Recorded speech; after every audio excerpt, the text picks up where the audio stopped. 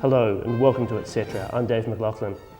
Later on in today's episode I'll be talking to local artist Judy Drew.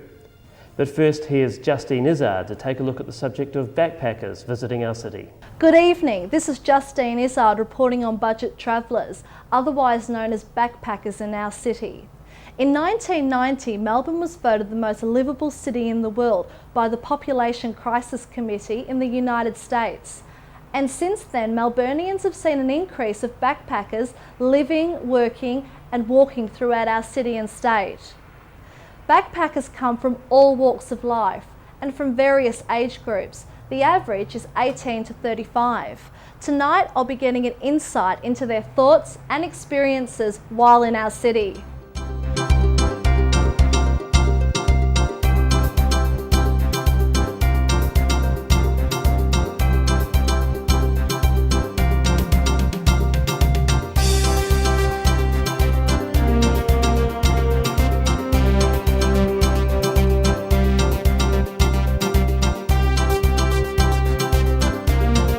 Where are you from?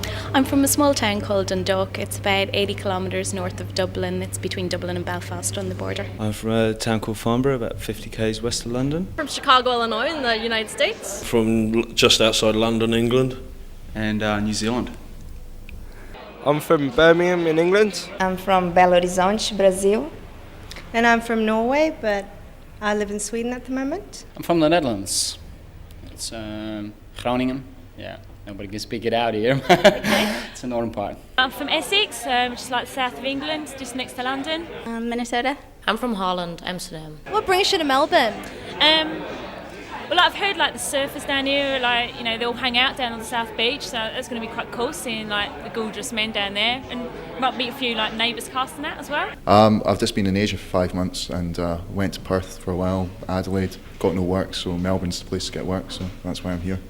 What brings me to Melbourne is that I'm travelling around for a year and I've been to different countries, including Australia, and Melbourne is my last place to go because I'm flying out of Australia from Melbourne. So I just wanted to see the city and what's it like. Well, I had travelled around Australia, so it was the next destination to be. I came to Melbourne because I'm studying at the University of Adelaide and around school holidays. So I decided to tour the Great Ocean Road with Oz Experience and come here. And I have a friend who's from Melbourne, Claire, and she told me I had to come here before I leave Australia because it's the best city in Australia. But I just got here, so. Work, basically. I've been travelling around Australia now for 9 months and ran out of money, so I need to get some work. Backpackers mainly originate from Britain, North America, New Zealand or a European or Asian nation.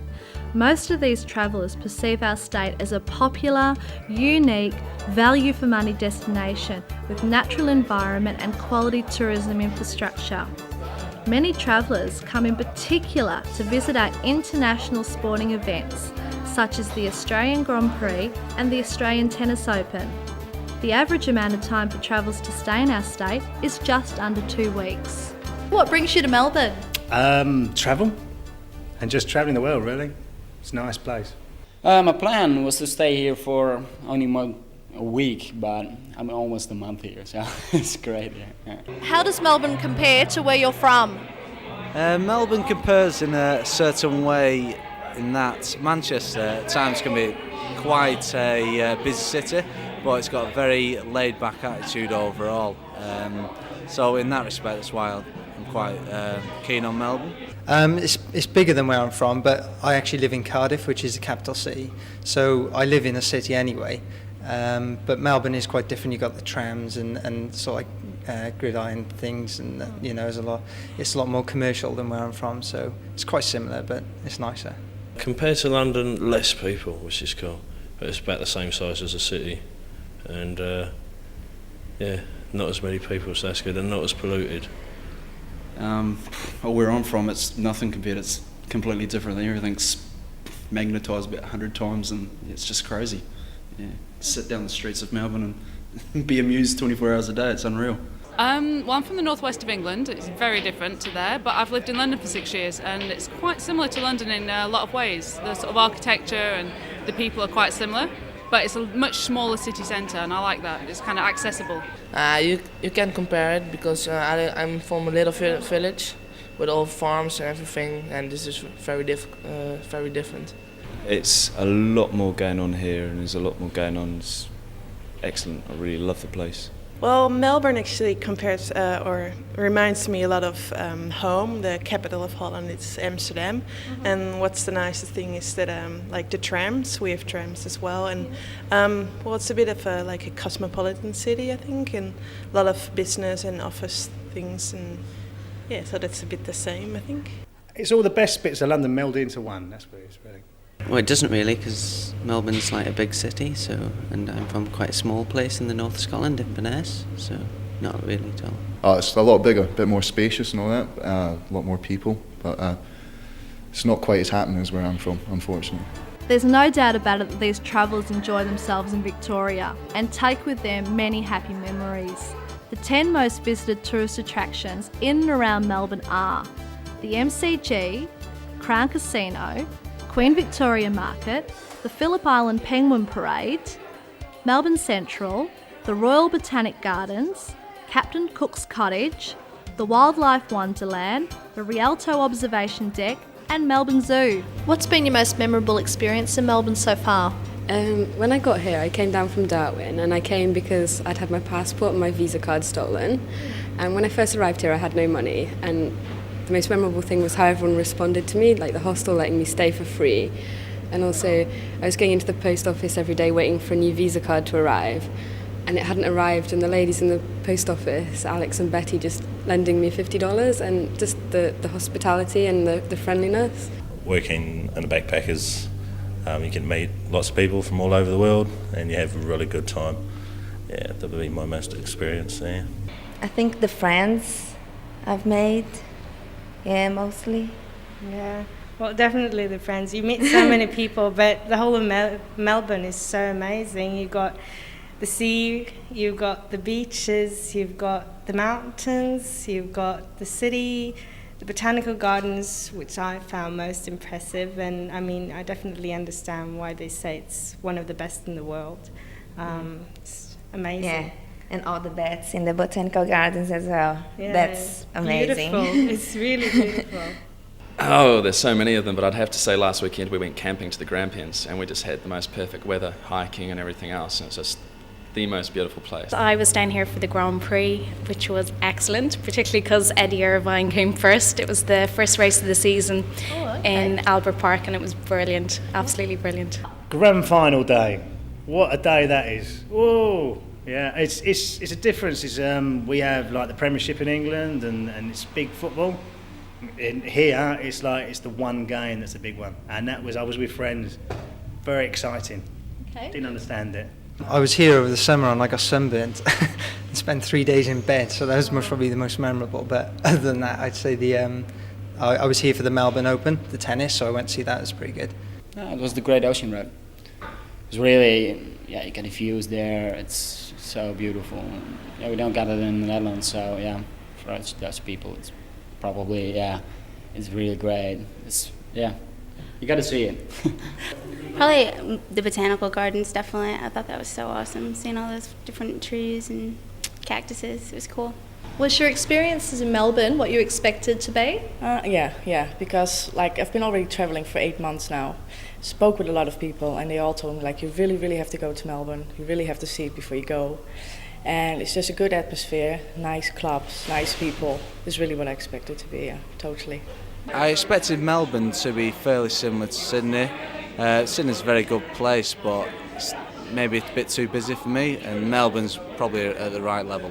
I didn't really have any expectations, like I said, because I've been in Asia for 5 months. I had such a good time there, so coming back to Australia is kind of like coming home, because I was in Sydney for 6 months. So It's a nice city. I knew it was quite a large city in Australia, so yeah, it's pretty much. And I'd met a lot of people who'd already been and said it was a really nice city, so decided to stop for a while. Not really. I didn't really read up on Melbourne much. I just come here and hope for the best, and I really like it. Yeah, well, I've only been here a couple of days this time, but I was here in January. I was here for 10 days, and yeah, it was really good. Went to the Australian Open and the cricket, and although England lost, it was still good. Most of our international travellers who come to our state expect to get involved in and visit our numerous sporting, art and cultural activities. Once here, research from the Victorian Tourism website shows that travellers who come to Victoria are generally not disappointed and often surprised with the amount of things there is to do in Victoria. In fact, repeat visitation often occurs, particularly amongst British travellers who come back time and time again. Do you think Melbourne's the sort of place you'd like to come back to one day?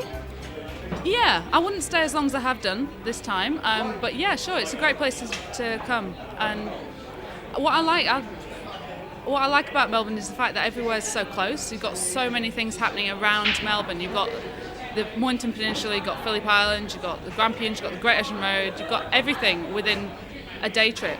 So I would definitely come back to Melbourne and bring other people back to Melbourne just for the sheer variety of things to do here. You know, it's so easy for me from New Zealand, so if I could come and live here, I think it probably would be the one place out of Sydney or Brisbane.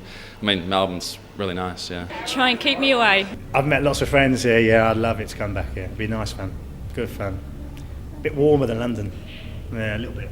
Yeah, it's lovely. It's got loads of parks here, the city, it's right close to the beach, it's got everything you want, it's convenient. Loads of pubs and clubs, so I'm enjoying myself. Yeah, I'd love to come back for the Grand Prix, see something like that, or the tennis. Something like that. For sure. I don't even have to think about that, for sure. Over the last few years, Melbourne has experienced and still is experiencing a lot of changes with the development of South Bank, the casino, the Docklands and the various festivals held throughout the year. We can often get too caught up in our own lives that we forget the appeal and attraction our city has to offer visitors. Often is the case where travellers see more of our city than we do. I think we can all gain something from the backpacker way of thinking and how they've embraced life and become a part of Melbourne. This is Justine Izzard reporting for EtCetera.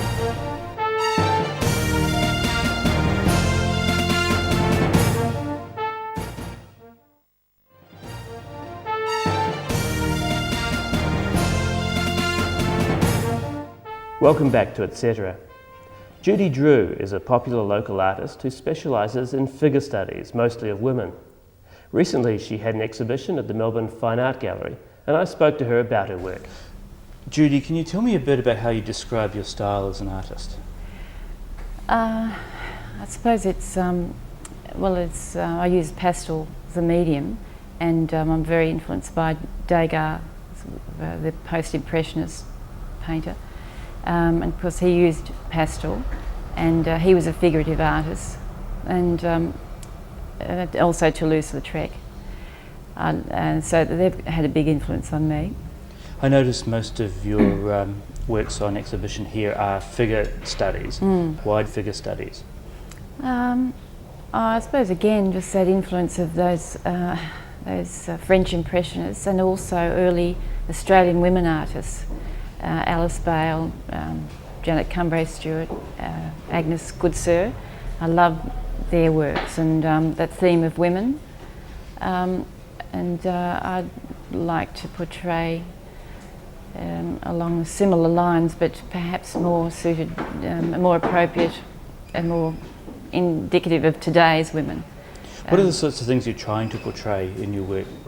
I want to show strength in the works and in figurative, the strength of the women, and it's not just through, not necessarily physical strength, although that is part of it, a big part of my work, but I try to suggest a sense of strength through a strong composition or even eliminating a lot of detail, even eliminating a lot of colour, so there's a strong sense of design which, hopefully, subconsciously, it gives a sense of strength to the figure, the person herself. I notice most of your studies are of women, but you've done some of men. Is that deliberate or just the opportunity came along? Yeah, it was deliberate, and most of my exhibitions have been only of women, but I do a lot of life drawing. I'm involved with different life drawing groups, and a small percentage of the models are men, and I just love doing figurative work in general, and I thought it was only right that to portray men as well, but really, I love the costume as well, and the colour, and which seems to, well, I suppose the influence of Degas again, that in this situation I can create colour and layers of fabric probably more easily with the women. Some of the paintings I really like that you've got here are ones that actually have an interesting costume in them. Did you find clothes for your models, or do they just turn up in whatever they've got and you I collect a lot of different scarves and shawls and things like that. I often use the figure that I've done in the life drawing groups, and then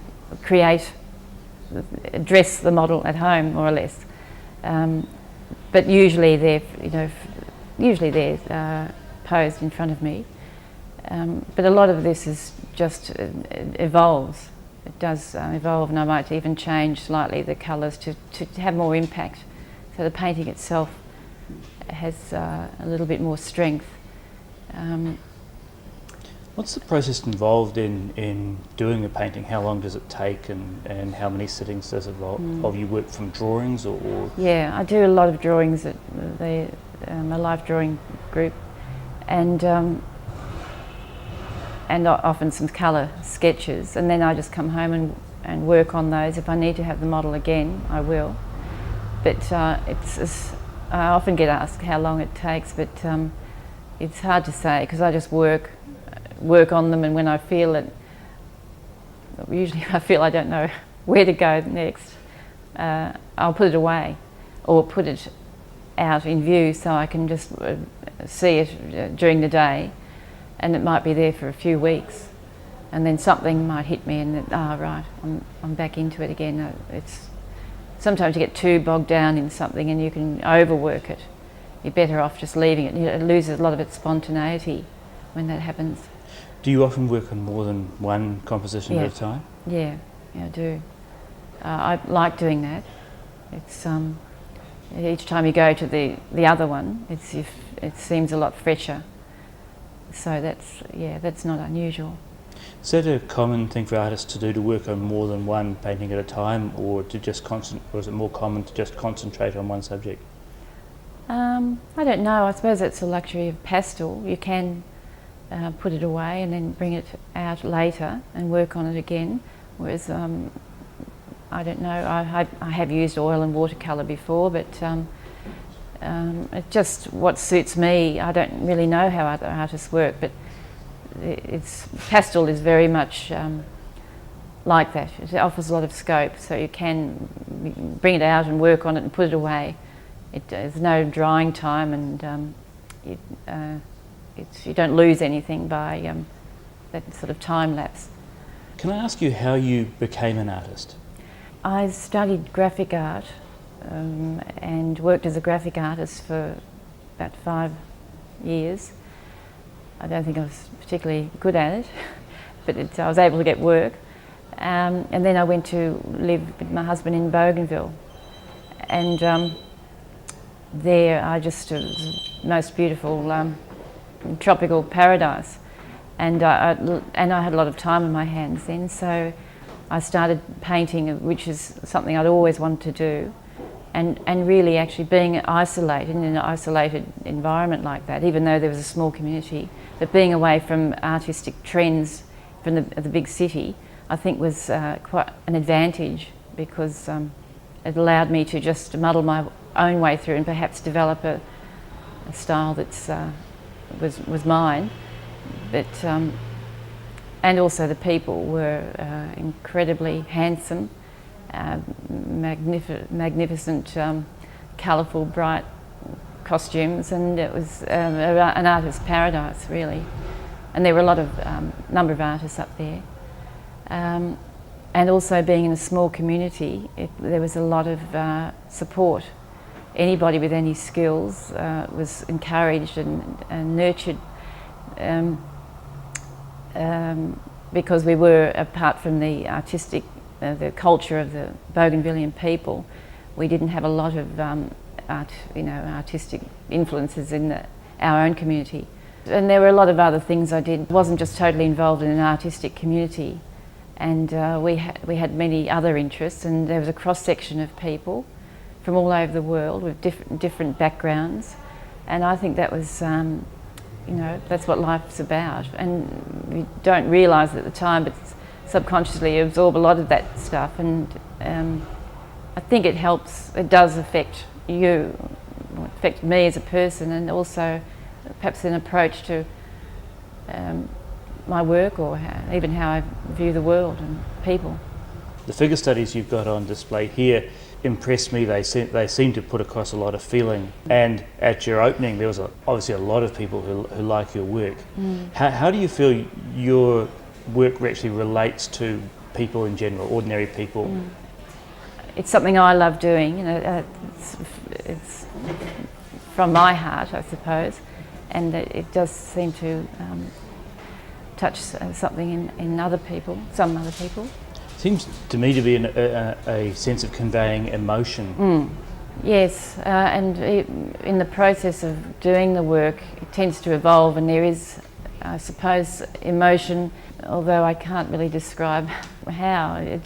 I know when it's not working, when it's lacking something, when it feels a bit dead. I never really know if it's really working, but I know when it isn't working. Tell me, what are some of your favourite pieces from this exhibition? Well, I suppose the dancer in the red tutu I loved. That was based on a girl I did at Life Drawing Group. I just like the strength in the colours. There's complementary colours of the green background, the brilliant red, and there's no line dividing those two colours, so they get almost a clashing vibration in those two colours. I'm happy with the composition, and it's got a movement. And I was trying to get some movement into some of these works because I don't want them to be too static, and that to me has quite a lot of movement in it, and quite a lot of passion. And I'm also pleased with the large still life over there. Is that an unusual thing for you to paint, a still life? No, I've done a lot of still life, but mainly concentrated on the figurative work. No, I love doing still life. The two seem to go together. Which is more rewarding, the figure studies or the still life? Or? I'd say equal. The still life are a challenge because there's a lot involved, and it's a lot. It does involve quite a lot of emotion, even though it's just a still life. It's hard to describe it. Of the composition with the large still life there, the arum lilies seem to have a similar shape to a jug that I'd bought just at a local second-hand shop, and the opening of the jug seemed to reflect the shape of the lilies, so that I tried to create an interesting image, from that, link the two in. I've been influenced by my daughters for a lot of these works. I have a daughter who's did a lot of rowing, and she developed a good, strong back, and I admired that sort of strength in her and the other girls in her team, and it was something that it's only now really that I realised it had quite a big influence on me. That's interesting. Women athletes are becoming more popular. It's more common to see a strong woman. That's right, and also we're just inundated with lean, sylph-like women in magazines. The unattainable shape, and it's important. We're not like that. Most of us aren't like that. I think it's important to show women as they are. Women aren't necessarily. They're all different, but I suppose the dominating thing is just to show that there's a lot of strength. And that's all for our program this week. Goodbye.